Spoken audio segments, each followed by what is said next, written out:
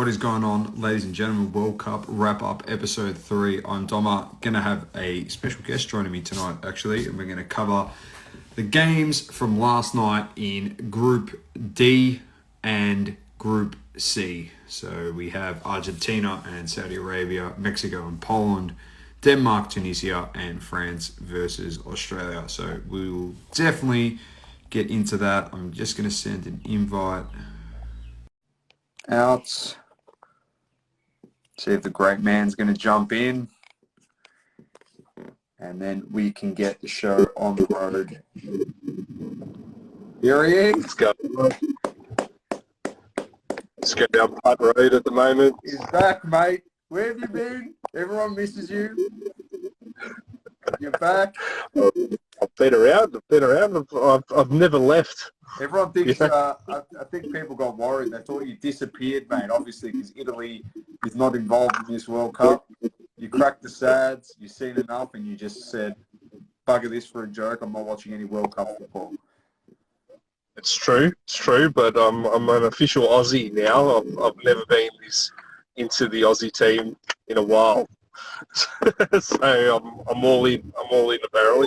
I like it. I'll get your, initially, your take on the World Cup so far. Just some thoughts on some games. You can talk about any games, really, that you've seen up to date, and then we'll get into last night's / this morning's matchups. Yeah, I didn't watch the first game. The games that I watched was the Argentina one.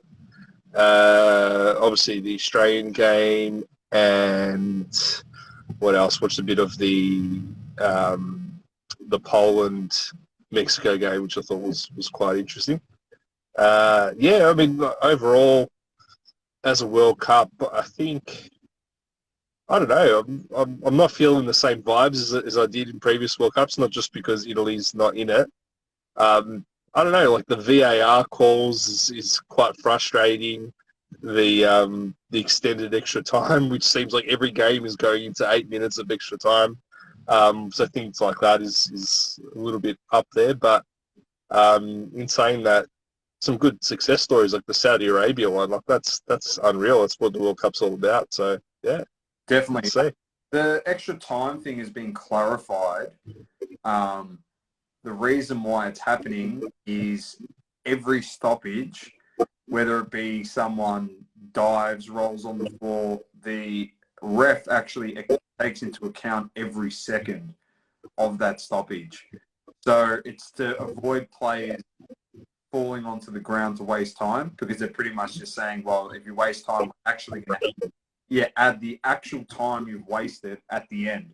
So the opportunity for you to lose the game by prolonging it, you're drawn, or like Saudi Arabia last night 2-1, it puts you in a bit of jeopardy. So I do like it does make sense, and it just shows how much extra time actually does get left off.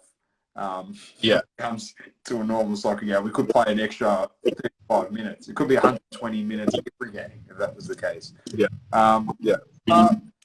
We'll start with the two draws. Denmark, Tunisia in Group D. And I don't know. Tunisia looked the better side of the two. Have a look at this. They had all the play. Denmark picked it up in the second half. Missed an open header off a corner. He went to head of the ball, and it skimmed the right head of his head off Christensen, and then hit the post. Hit the post, yeah. Unreal. So, way home. Drive back from Italy. I'm just confident at the moment. But don't get me started on that. We're going to have a separate conversation about some of the teams in this World Cup and how Italy's more deserving, but we'll talk about that another time. Mate, Tunisia looked like the stronger team, absolutely. And it was probably a good result for Australia because, it's kind of the way we needed it to go in order to have any chance of progressing. In saying that, it looked like Denmark eventually got their act together towards the end and really almost almost got it across the line. I don't know how it didn't. Ericsson had a couple of good shots as well, but it was probably the correct result once all said and done. Definitely. Yeah, they controlled possession in the second half. They had more shots on target. They had all the stats in their favour. They just couldn't put it away. Well, either team couldn't. A fair few goals in this game that were scored and disallowed because of the offside rule, whether it be VAR or the linesman. So a draw there. It puts them obviously in spot 2 and 3 because we had France this morning after a great start. It was 18 minutes of heaven. Craig Goodwin scored in the 9th minute for Australia, put us up 1-0. There's a comment in here from Andrew that said, I feel like Dom's happy Australia lost. No, I'm not happy Australia lost, but it was a harsh reality of how far Australian football is compared to European football, and to a team of the calibre of France that have enough depth to probably put a B team in the World Cup and be ultra competitive with their second team. So they get the job done, 4-1.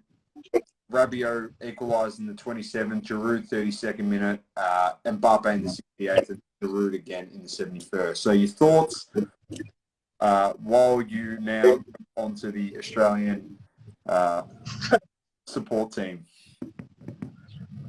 Oh, look, I think you're absolutely right. I mean, I think we're lucky with each one of those 18 minutes that you're referring to, because I didn't even expect that, to be quite honest with you. That cross by Lecky and the goal was absolutely amazing.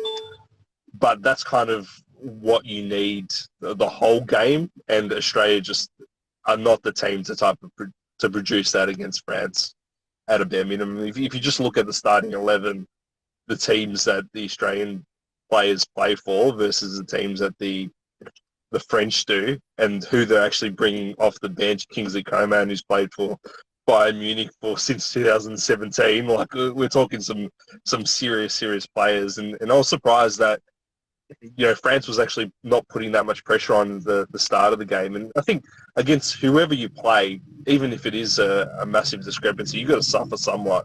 The other team's going to have some level of ball, and Australia capitalised on it. But once Theo Hernandez came on, and you've got the two flanks with Mbappe and Theo on the sides, it's like all of a sudden things have just opened up for them, and just the Aussies just couldn't contain it. As soon as it was a bit of a donkey touch here and there, they were onto it and just put it away. And massive discrepancy between the two sides. It's a bit of an indictment on Australian football, not able to produce good talent. I can talk all day about Australia having, or soccer being the largest participation for young kids, and not being able to produce that into anything. It's a bit crap at the moment, but I mean, well, hopefully the likes of figures such as Harry Kewell, who's under the tutelage of Ange Postecoglou, Celtic, and of course Kevin Muscat, who's over in Japan, who won the J League.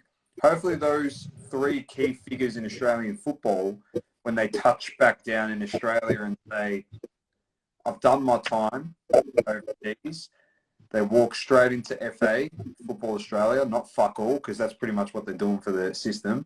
So in Australia, so they walk into Football Australia and they say, we're in charge, and they just boot everyone out of there and just do a mass clean out.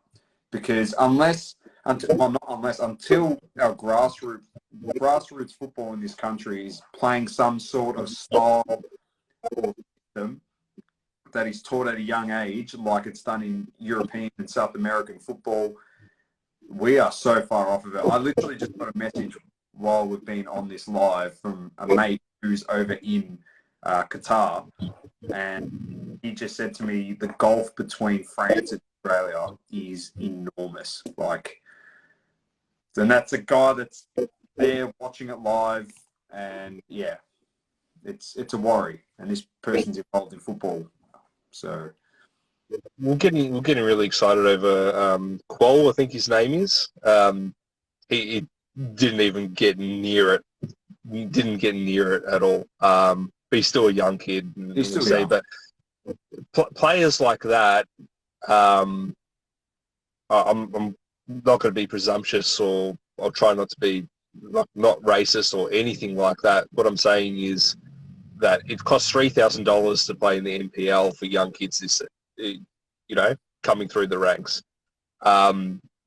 Football is made from kids who are trying to make a better life for themselves. They put so much effort into becoming better. You look at that France squad, pretty sure a lot of those players have come from humble upbringings, and they've just been fighting all the way through and going through a system where I can't remember when they didn't make the World Cup, France, and they completely revolutionised their whole way of doing things. And I think Australia needs to not make some World Cups. I think that's what needs to happen. I think the worst thing that could have happened is we made this World Cup to make us feel like we're doing something good. We need to not make the World Cup, take a good hard look at ourselves, look at our system, and build it up from the ground up, and have a look at, is it worth pricing out all these young kids who could become really great players for our national team because we're so concerned about money, or should we be able to kind of work out a way that we can fund it?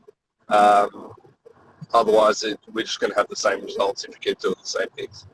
I completely agree. And one person that I like to always refer to his story, and he's come out and shared that, he's obviously coming across to Manchester United, Anthony, who grew up in the favelas in Brazil, pretty much he didn't know if he was going to be alive day to day. Like, he didn't know the next morning if he was going to be killed because of the gangs, and just he was fighting for his life, and football was his escape, and he had a troubled upbringing, and football provided that opportunity. And I agree with you. Unfortunately, it's got that staple of a rich person's sport at the junior level, and the framework just to charge kids such a high premium to fund their senior teams is not the way forward into promoting and building a strong pathway here in Australia. But anyway, I agree with you. As harsh as that sounds, and people might say we hate on Australia and we don't want them to do well. I want them to do the best that they can, but we're so far off of it. And I agree with you. Why participate in something when you're going to get slapped? You can't even compete. This is not 2006 anymore. No, absolutely not. 90% of the team is playing internationally at a high level in the best leagues in the world. So that's Andrew probably won't even want to help Australian football after what they did to him, to be honest. Yeah, that's fair enough. They enjoy burning bridges. As you know, it's good to have you on, because Christian Volpato is one of those up-and-coming kids that apparently wasn't good enough to play in the A-League, was never good enough to play for Australia. And you got an Italian legend, Francesco Totti, identifying him as a future talent of world football and giving him the opportunity at Roma, and come leaps and bounds. And then you get all these social media posts in the lead up to the World Cup that the 17-year-old or 17 or 18-year-old has decided not to play for Australia. Well, he wanted to play for Australia, and you booted him out like you've done with everyone else, and then you expect them all to just crawl back to you. So I don't know. Yeah, I mean, the major thing that was coming out of that was, you'd play in a World Cup now versus maybe making a World Cup in the future. But I mean, it's really, like, is this the team that you want to be part of? You're going to get 2 touches of the ball. I get it. Like, you're playing in a World Cup and that's to your name, but imagine making that World Cup for Italy. Imagine the motivation that would come from that if you've grown up watching the Italian team all your life and then being competitive, and versus just being a participant for a team that has pretty much left you in the dust, and you've had to work it out yourselves, go overseas, go through the new system, and really fight. Why would you play for Australia? It seems like a ridiculous argument. It seems like a ridiculous argument. Yeah, and let's be realistic. You're pissed off at it, like people, whether you're a fan of football or not. You're just being fed this story shoved down your throat that this kid's abandoned his country without any background information on the topic. And the key piece of evidence, well, the key part of the story that's been left out is that the coach of the Socceroos is the key figure that actually mentioned, well, said to Christian that he wasn't good enough. So, yeah, man was calling him in the final hours of selecting his team, trying to get him over across the line. It's too late, mate. Like, where was this? The whole qualifying. yes, Where were you, mate? Where were the phone calls? You And know then you're why? going to stop the guy from saying no at the 11th hour when he's never played a second with his team, and you're going to have your first minutes in the World Cup. Look, I'd tell him to get stuff. Is this for real? Is this the way we're running football in this country? It's like we're begging people in the last second. You didn't realise that your team is shit and you need to choose a kid who has played a couple of starts for Roma. Is this for real? This is what we're dealing with here? It's getting me fired up, seriously. It is what we're dealing with, because you know what? They turned on the television one morning and they had KO and they were watching Serie A football, one of the best leagues in the world, as we know. And Roma, they caught wind. They caught wind that he was, I'm telling you, they would have caught wind. Christian's going to come on for Roma and he's going to play. And they watched the game that he played really, really well and he scored in. And then they went, oh, shit, that'd be a good play to use in our World Cup team, considering we've picked players that haven't been playing, that are underdone, that are injured, coming back from injury. It's just, the selections for some of the stuff was terrible. But, like, Tilio doesn't get picked, and because of an injury, they bring Tilio in. And I think Tilio, in my opinion, he shows a bit of promise as a footballer in Australia. And if you see a kid with a lot of skill and promise not getting selected, but you're selecting someone that is underdone, and then in typical Australian fashion, you have this token footballer, the cum dog, that's going to save you and kick you goals. As soon as you've got a token footballer like that, you've got no hope. You just... The Maverick. Yeah. So we have been, Andrew, we have been talking about Volpato, and Dan was getting fired up. It was nowhere to be seen, the cum dog. We've made that big sacrifice for absolutely nothing from what looks of it. He was hopeless that game. Absolutely hopeless. And everyone's G'ing up, put him on. I honestly would have preferred they play Mobile and Qual early, like we mentioned earlier, to get some game time and some experience, not 3-1 down and the game finished. Let them play. Let them show what they've got. They've got a lot more than a bunch of the Socceroos that are on the squad already. So, anyway, it is what it is. I understand it's their first World Cup, but it's also the first World Cup for a lot of other players in that team. So they can't really use that as an excuse. Anyway, if you have any questions, hit the question mark button, drop them down there, try and get to them. Let's move on to the Group D games, Mexico and Poland. We'll smash through this one. Mexico had more of the ball, more of the opportunity, but the biggest opportunity came to Poland off a VAR decision, to Robert Lewandowski off a penalty, which Ochoa, who just comes in World Cups to City goals for Mexico, he's a machine. He's the cold hero of the Mexican national football team, and he made a huge save. And they've drawn. They've literally drawn. They've picked up 1 point more than the other team that lost in what was one of the biggest upsets I've seen in a very long time, if not ever seen in a World Cup, and that was Saudi Arabia.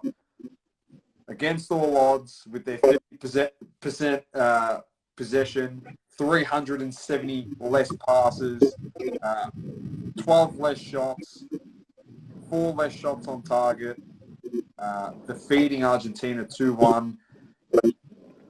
Unbelievable scenes. I was speechless.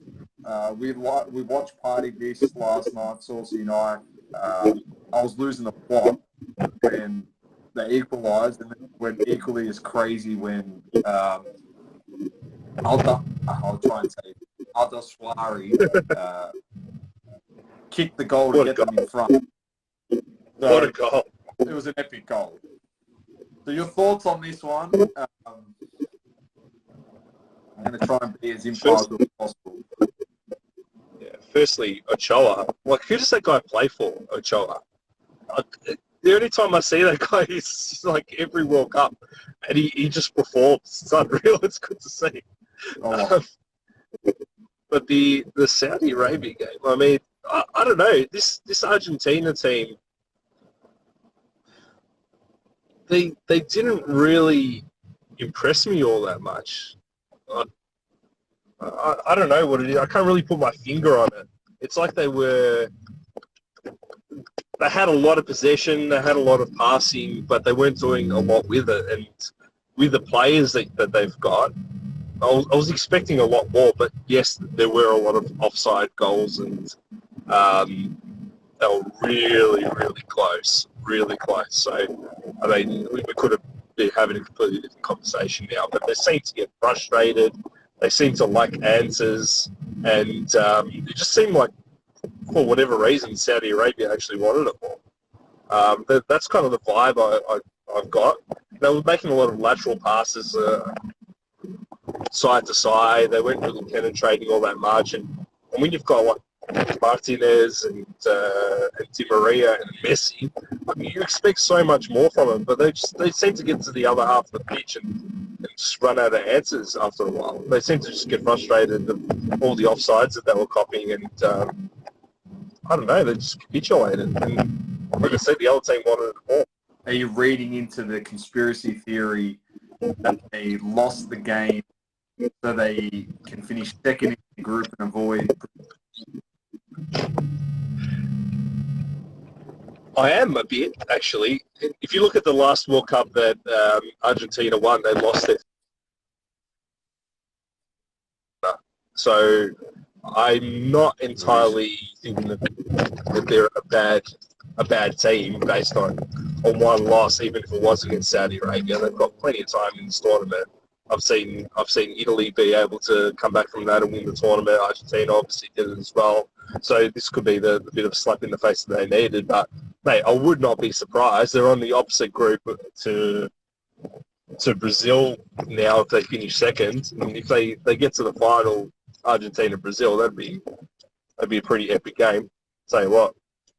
The only the difficult thing for Argentina fans this morning and Argentina themselves is that the leader of the 3 opposition, Saudi Arabia, is the one that beat them, and they're going to have, I think, they should have a much more difficult time against Mexico and Poland than against Saudi Arabia, especially in terms of attacking threat and counter-attacking threat. So, I don't know. Against teams like that, you've actually got a little bit more space than you would against Saudi Arabia. So they probably, I wouldn't put them out of the woods yet if that's the case, but who knows, mate? There's always one big out in the group stages. Could be that. Could be Messi. Could be gone. Genuinely thought that the ball that fell to him in the first, I think in the 3rd minute, that was saved. I genuinely thought that his bread and butter when he just ran from the outside of the box, left foot, saved. I'll be honest, got gifted. Argentina. I'm not saying Messi got gifted the penalty. He had to put it in the back. I'm just saying Argentina. After in 2 games prior to this one with the exact same thing happening, the ref just had a chat with the players and they let it go and they just moved on. He's not the same player. He's absolutely not the same player as he used to be. My brother was watching PSG and Juventus over in Turin a few weeks back, and you was kind of watching him off the ball, and just seemed like lethargic somewhat. And that's kind of what I got from him as well, where he'd be more ruthless on the ball. Actually, he'll smash that every day of the week.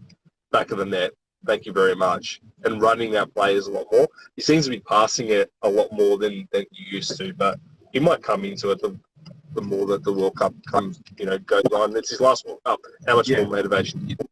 Exactly right. I think they will be okay, but one little bit of concern that I saw in that side was Messi was tearing that game apart in the first half. Second half, he dropped off a lot. But the first goal so the equaliser, they played it square into the middle. Yeah. He went to turn. Saudi Arabia decided to put 2 players on him. It was the first time they dispossessed him, literally in the center circle.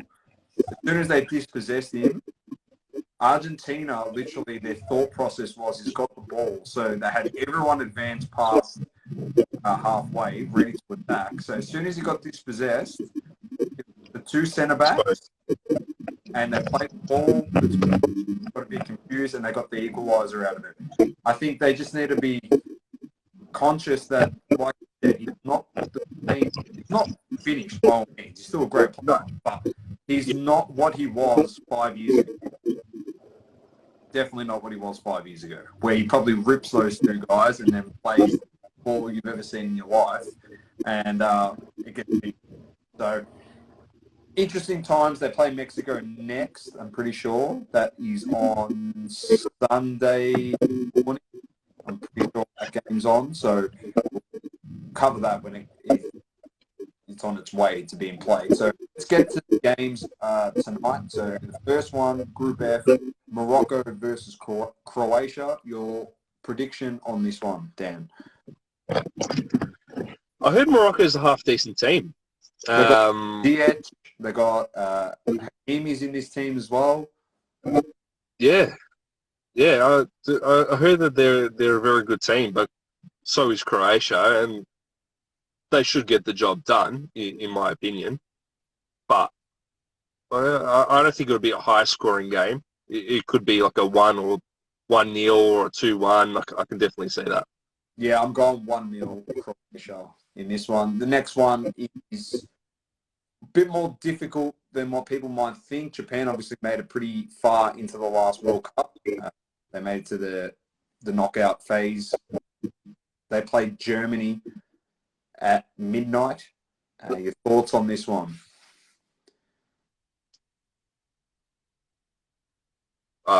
Mate, Japan football has actually been on the rise. It's really exciting to watch, and I've just been paying a little bit more attention to it with Ange and Kev going over there and winning the league back to back. They've got some good players. Probably good team rather than good individuals, I think. But I do think Germany has got too much quality to allow them to lose. So I think that they'll come up on top. Probably a 2-0 Germany. Yeah, I'm gonna go Germany 2-0 as well. Following that, the second Group E game is Spain versus Costa Rica. So we get to see Pedri and Gavi and Fati lace up in their first ever World Cup game. So are you excited for this one? The young kids? I know a lot of the card people, but a lot of the hobby is going to be watching that game, clinging onto their cards and hoping for some good performances so they can chuck it up on eBay and maybe recoup some of their initial costs, I think, especially the World Cup prison if they got in early. Yeah, look, I mean, I'm really excited to see that. I love watching exciting talent as they emerge. I've seen Messi since day one, 2006 World Cup, and watch him grow. And you can see that's the type of players, obviously different positions and different style of play, but the type of talent that we're seeing emerge, seeing them all play on the same team is going to be exciting. They should get the result. I don't know.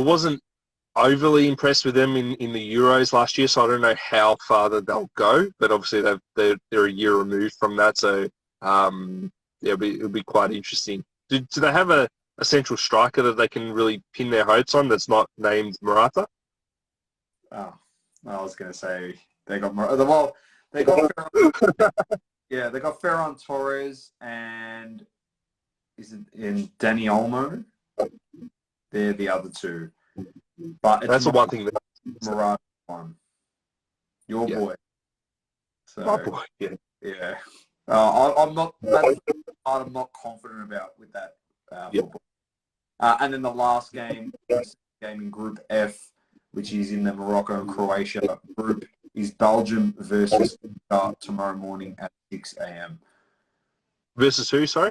Canada.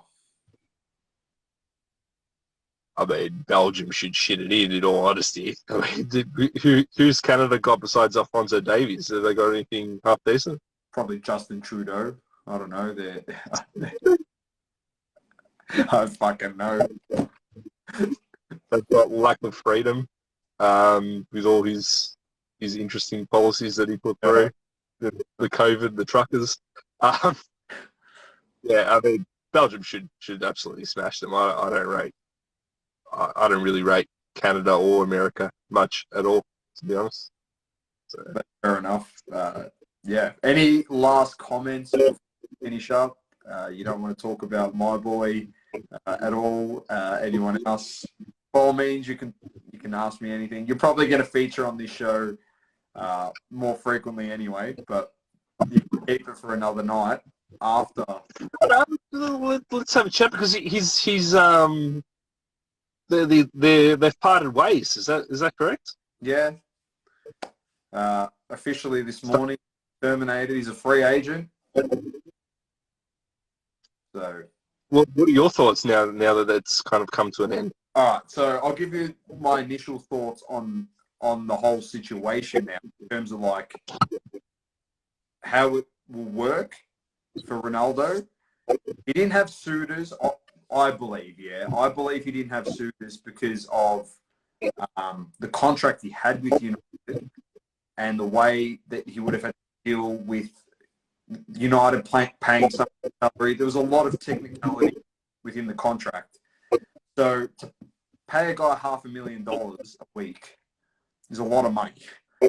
So for that now to be terminated and for him to be a free agent, I think he becomes a lot more appealing to a Champions League side as a pickup because it's on their terms. It's not on Manchester United's. So I think it becomes more appealing. The word on the street is that he's going to be looked at by Florentino Perez and Real Madrid because of the injury to Karim Benzema. So as a replacement there, whether that happens and his reunion back at Madrid goes ahead, who knows? But personally, I think that all the pundits that have written him off and said that he's done and he's finished, I just have this feeling that they're going to be eating words no matter which team he goes to at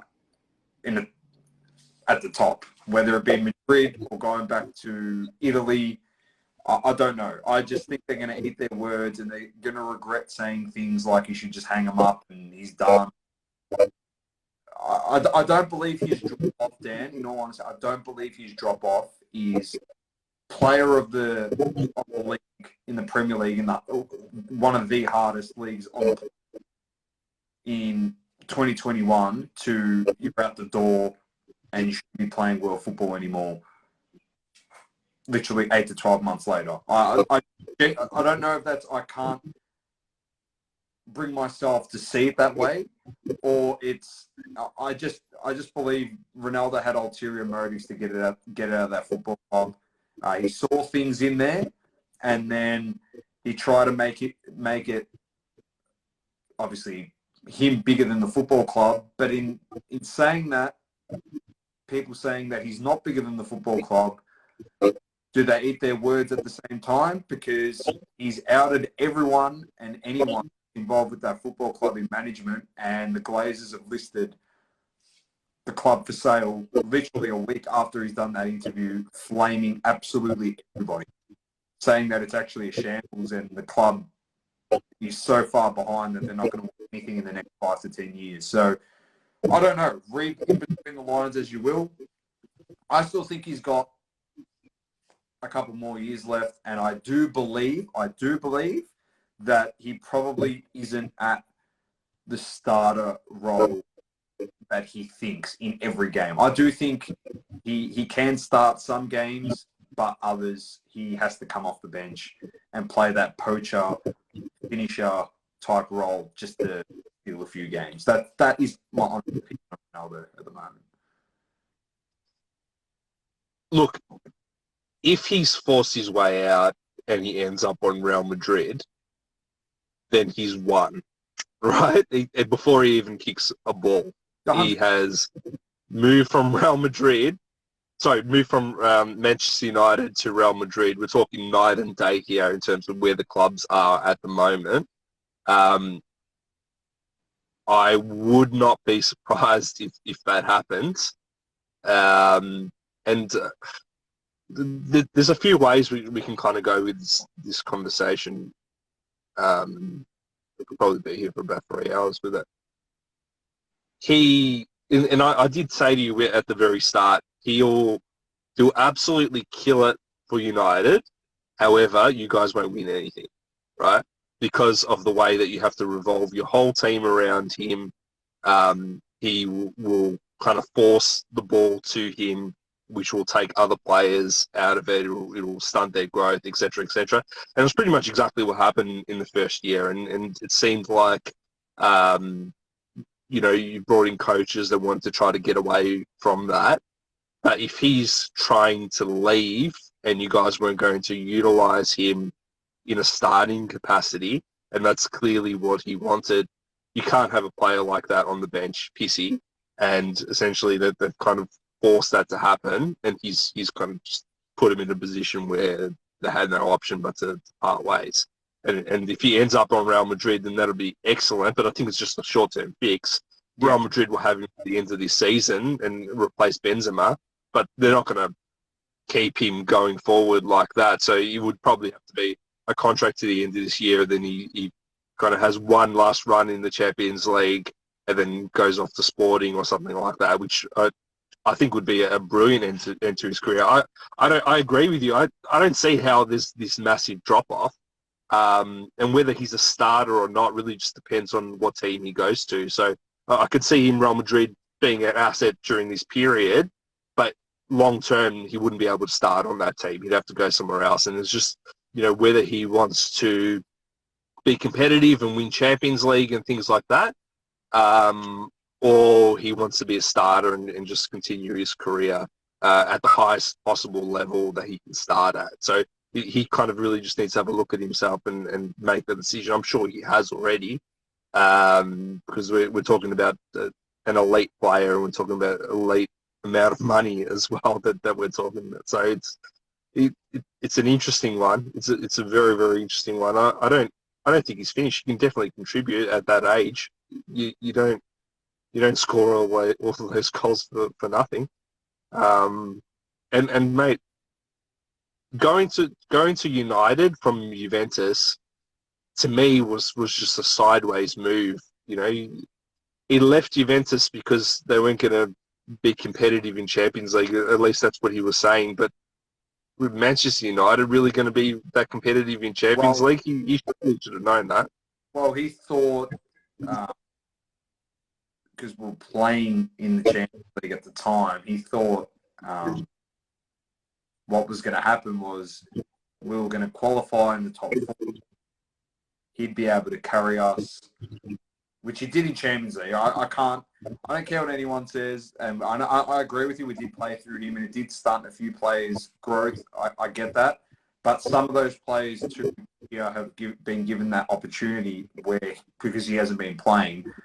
And one of them, I think, because he played in that Dortmund side, potentially could be one of the most overrated players, as you've Yeah, mentioned in the past, a lot of players that play in that Dortmund side for are sure. actually overrated because they play in an inferior football league where it's dominated by two teams that have all the talent.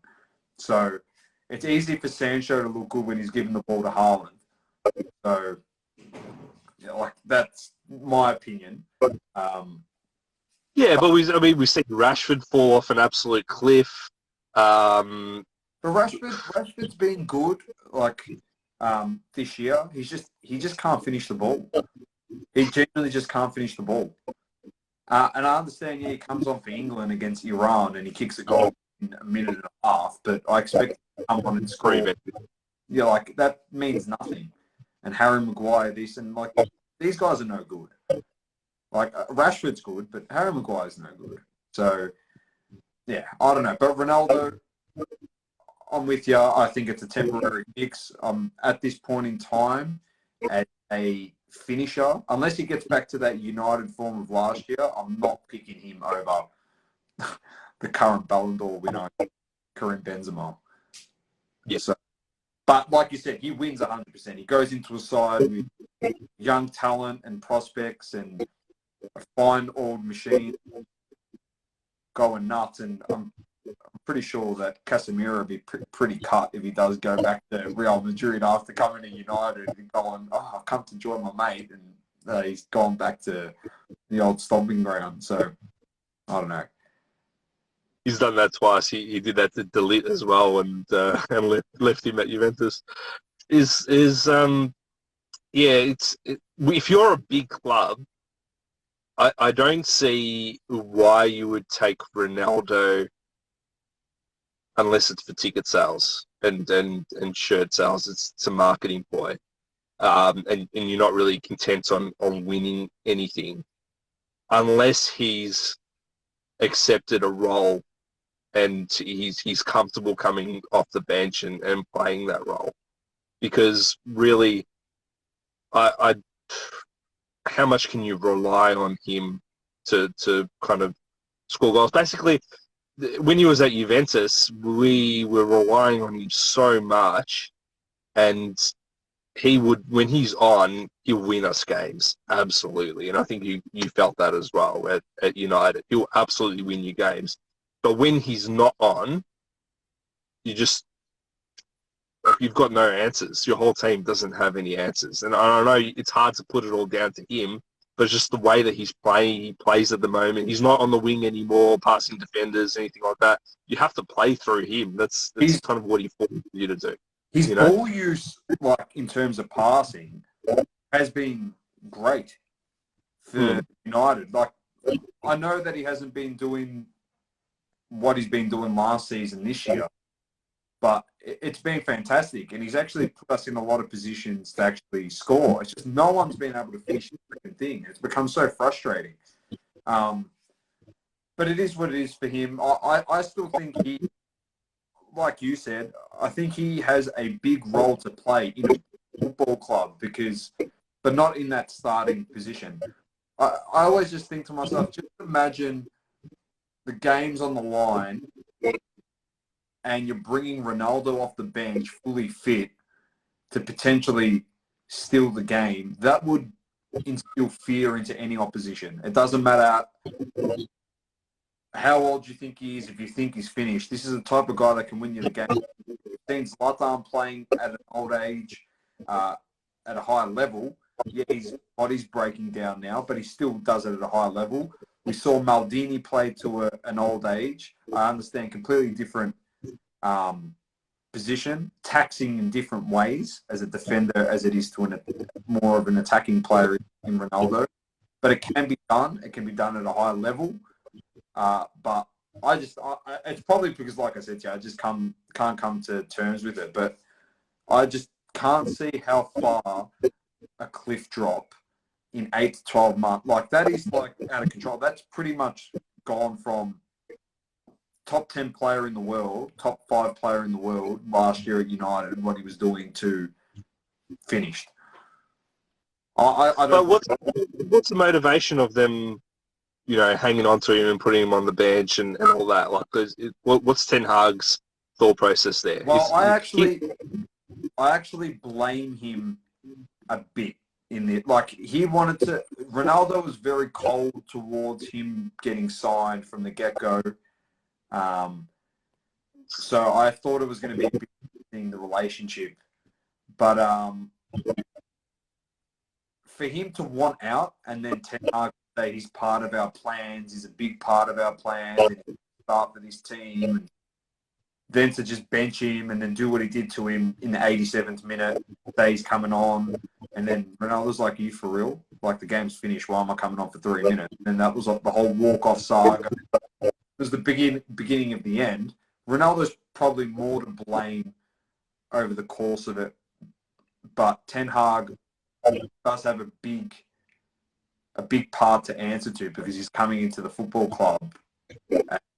I understand he's got a system, and he's saying that this player fits his system, when we all know, watching Ajax play, that Ronaldo does not fit that system, which is a very much attack and defense unit. Ronaldo can defend when he chooses to defend, at a high level, mind you, but when he chooses to, he's very much like LeBron James at that point in his career. But he's more attacking. So when everyone's dropping back behind the ball to defend, to then counter-attack or play a system to win the ball back within 6 passes, for example, Ronaldo's not really the guy to win it back within that certain pass range, I guess. But I'm with you. When he's on, he can win you the game. So if I'm he's had like 6 coaches in recent memory. We had Sarri, then Pirlo, then Allegri, then he's gone to, who was before Ragnick? Solskjaer, Ragnick, Ten Hag. It's 6 coaches in such a short period of time. It makes me think that they can't handle it. It's 7, if you count Carrick when he was interim coach while we're trying to find Ragnick. That's a lot of coaches to go through in a very short period of time. He just probably feels so unsettled. I can understand that, but also I can understand the coaches don't know how to deal with someone like him. You almost need an Ancelotti or a Guardiola or something like that to manage that type of player, because he's going to go, mate, I'm starting. And if they go, you're sitting on the bench, Ronaldo, he's going to go, who are you, mate? Who are you? Who are you to put me on the bench? The problem is, like, you can't say that players are bigger than clubs, but the problem is with Ronaldo, you can argue that he is bigger than football to an extent, like him and Messi. They just 500 million Instagram followers just now. I know. He's probably worth more because all of these side deals with all the sheikhs in Dubai. He's probably actually worth more than the Man United Football Club. Like, you don't know. You actually don't know. Just imagine he buys. That'd be so funny. He buys it, boots out Ten Hag tomorrow. That'd be fucking a piss off. Just imagine he did that. Anyway, it's a wait and see. I think he now goes into this tournament going, I have to put my best foot forward, because if I don't, I'm not playing anywhere in January, let alone a Champions League team. So he could dominate. Actually could dominate. That Portugal team could mix it up as well, having him in there, just motivated, ready to go. Like, I'm so excited for that Portugal team. So excited. Saucy and I said in the preview that Ronaldo, like, if he's firing, it's all well and good, but he's not the difference. If Leao can put together the form that he's had in Serie A and bring it to the World Cup and bring it alongside Ronaldo and Bernardo Silva up front there in that 3-pronged attack. Cancelo knocking in balls to him, for sure. Pretty worrying. João Felix. Yeah. There's pretty good team. He's a very good team. Very, very good team. So, anyway. Very nice. I think we've cleared 40 minutes. And then rightly so, because the great man's back. He's jumped on, and thank you so much for doing it, for joining me. Saucy had some other commitments, but we're going to make sure, obviously, we get you more frequently Done. in this Azzurro Euro type format, which was epic during the Euros last year. I loved it last time, and what you guys are doing is awesome. So whenever you need me, I'm happy to jump on and chat the World Game. I absolutely love it. So happy to keep it going. Beautiful. Thanks, Dan. Appreciate it. Thank you, everyone, for joining. And peace. We'll catch up tomorrow.